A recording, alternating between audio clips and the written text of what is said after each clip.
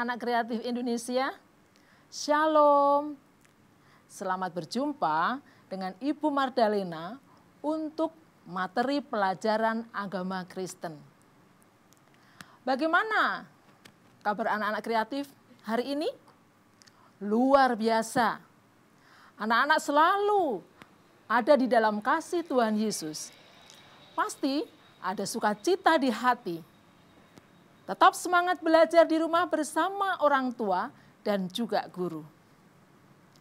Ibu selalu ingatkan untuk anak-anak jangan lupa menjaga kesehatan. Olahraga yang cukup, jangan lupa juga makan makanan yang bergizi. Sering-seringlah mencuci tangan dengan sabun di air yang mengalir. Dan bila harus keluar rumah, pakailah masker. Ya. Anak-anak kreatif, pada materi pelajaran hari ini, sebelum kita mulai dan masuk di dalam materi pelajaran kita, mari kita akan berdoa terlebih dahulu. Mari kita berdoa. Tuhan Yesus yang penuh kasih, kami bersyukur Engkau telah menyertai dan memberkati kami. Saat ini kami akan belajar firman-Mu. Hadirlah Tuhan di tengah-tengah kami. Berkati kami dengan Roh Kudus-Mu, supaya kami bisa mengerti apa yang Tuhan firmankan, dan terlebih lagi mampukan kami, anak-anak-Mu ini, untuk bisa melaksanakan firman-Mu ini di dalam kehidupan kami sehari-hari.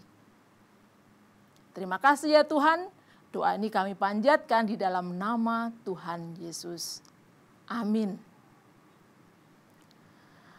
Anak-anak kreatif, materi pada pelajaran hari ini kita akan bahas tentang arti bertobat. Saya akan ulang, materi yang akan kita bahas adalah arti bertobat. Anak-anak yang dikasihi Tuhan, pernahkah anak-anak mendengarkan atau pernah membaca atau mendengar cerita rakyat dari Sumatera Barat yang berjudul Malin Kundang? Kisah Malin Kundang ini menceritakan bagaimana seorang anak yang durhaka terhadap orang tuanya.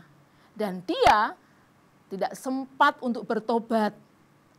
Karena dia tidak sempat bertobat, maka Malin Kundang mendapat hukuman. Nah, anak-anak kreatif, kita akan pelajari pada saat ini. Arti bertobat ini kita dasarkan dari firman Tuhan di dalam Lukas 15 ayat 11 sampai 32. Ya. Panjang ayat bacaan kita.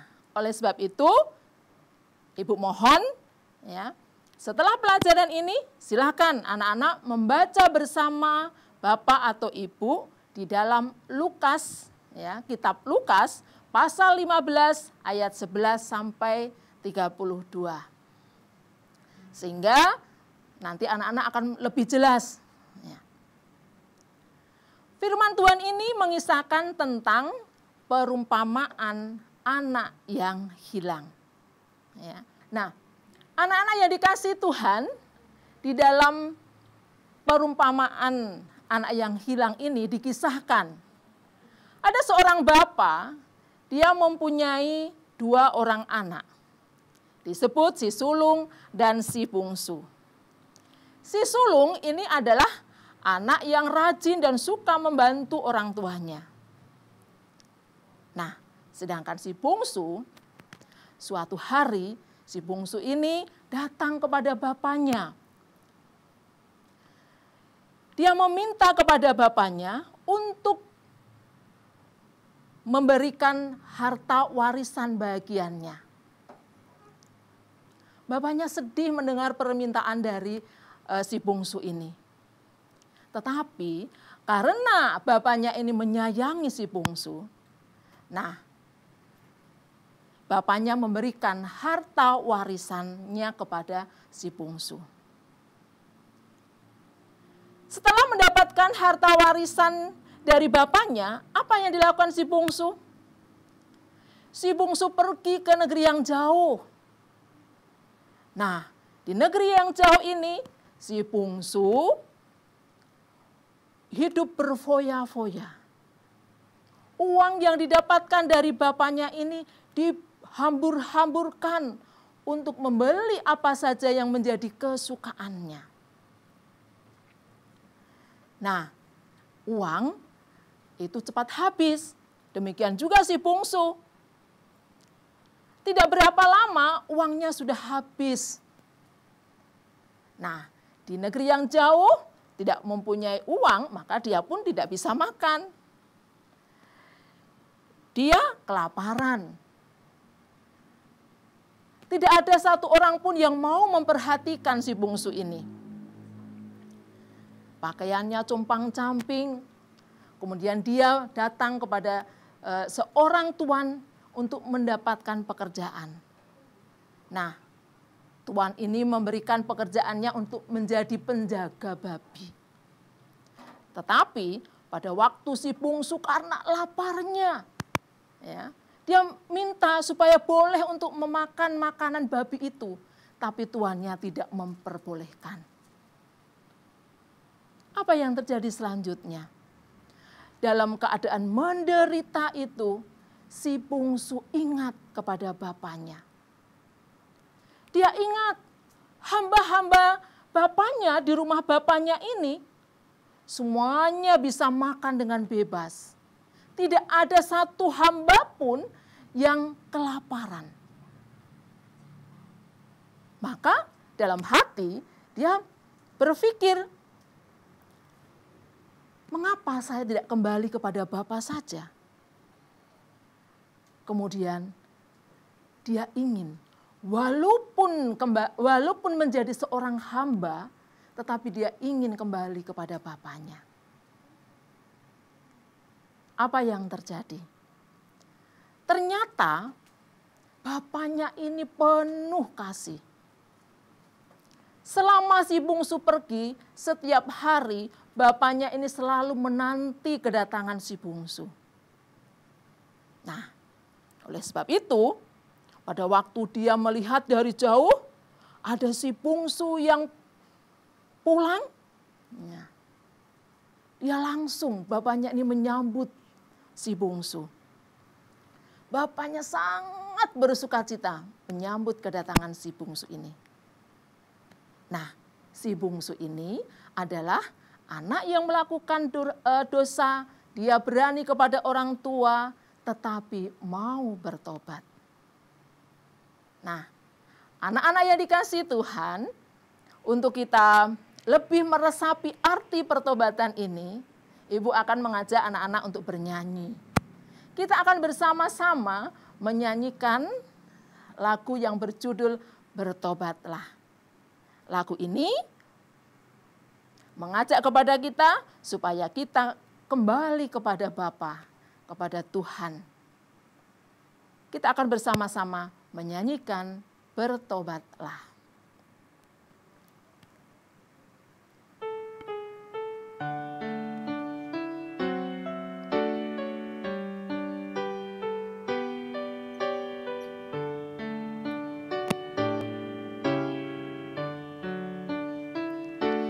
Bertobatlah dan balik pada Bapa. Dia tunggu kau dengan kesetiaannya. Tuhan siap mengampuni dosamu. Oh, baliklah pada Bapa. Oh, baliklah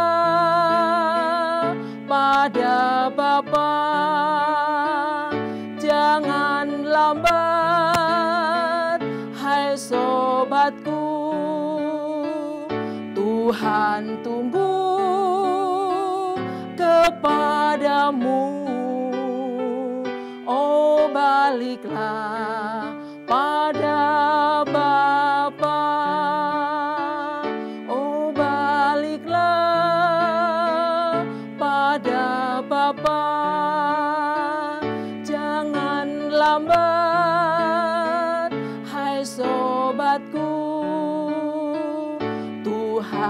tunggu kepadamu. Oh, baliklah pada Bapa. Tuhan tunggu kepadamu. Oh, baliklah pada Bapa. Ya, anak-anak yang dikasihi Tuhan, dari perumpamaan tentang kisah anak yang hilang ini dan juga dari pujian bertobatlah ini, kita diajarkan bahwa kita manusia sudah jatuh ke dalam dosa. Akibat dari dosa, manusia pasti akan mati. Nah, Tuhan ingin kita sekalian tidak dalam kebinasaan, tetapi kita akan beroleh keselamatan kembali. Kita akan kembali bersama-sama dengan Tuhan di sorga. Apa yang harus kita lakukan adalah bertobat dan percaya kepada Tuhan Yesus. Apa bertobat itu? Bertobat adalah kita berbalik dari hidup di dalam dosa menuju hidup di dalam Tuhan. Yang perlu kita lakukan apa? Yang pertama, kita menyadari bahwa diri kita berdosa. Ya, itu yang pertama. Yang kedua, setelah kita menyadari bahwa diri kita berdosa, kemudian kita menyesali dosa ini. Kita menyesal di hadapan Tuhan. Kemudian yang ketiga adalah kita berbalik hidup di dalam Tuhan, menuruti kehendak Tuhan. Jadi prosesnya adalah bahwa kita mengerti dan sadar akan dosa kita.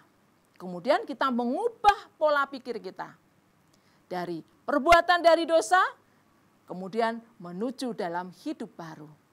Berbalik dari dosa dan datang kepada Tuhan, membina hubungan yang baik bersama dengan Tuhan. Ayat menjadi penekan bagi kita, atau menjadi ayat hafalan untuk kita hari ini adalah Kisah Para Rasul pasal 3 ayat 19. Harus anak-anak ingat ini. Ya. Mari kita baca bersama-sama. Kisah Para Rasul pasal 3 ayat 19. Karena itu sadarlah dan bertobatlah supaya dosamu dihapuskan. Ibu ulangi, ayo kita baca ulang bersama-sama. Kisah Para Rasul 3 ayat 19. Karena itu sadarlah dan bertobatlah supaya dosamu dihapuskan. Ya, tolong ini tugas untuk anak-anak. Ayat ini menjadi ayat hafalan.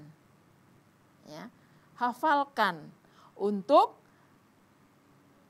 ayat hafalan kita menjadi tugas anak-anak di pelajaran ini.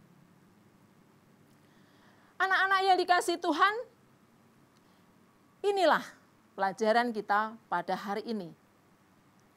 Harapannya adalah bahwa anak-anak akan menyadari semua dosa yang kita lakukan, kemudian kita bertobat di hadapan Tuhan. Kita hidup menjalin hubungan yang baik kembali bersama-sama dengan Tuhan. Ingat, Tuhan selalu menunggu anak-anak datang kepadanya, bertobat, berbaliklah kepada Tuhan. Sampai di sini pelajaran kita pada hari ini.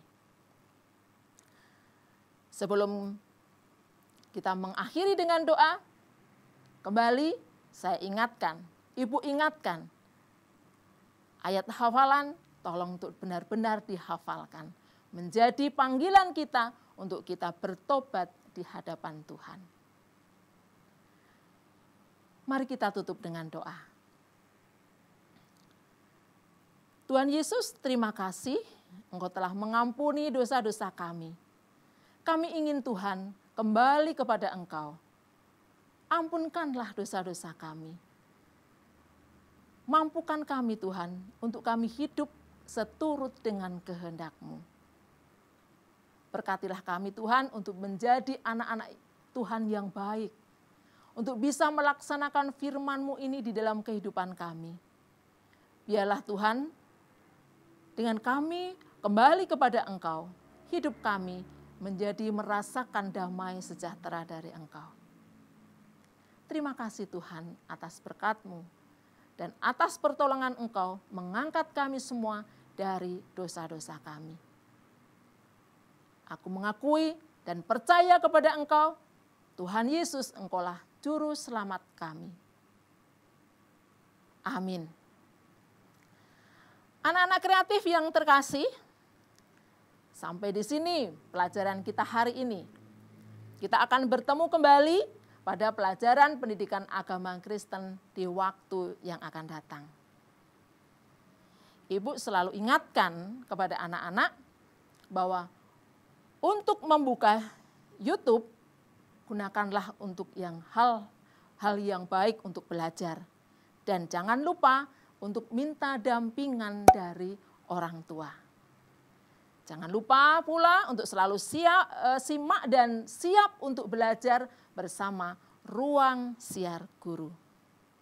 Jangan lupa untuk subscribe, like, dan share ke channel Ruang Siar Guru.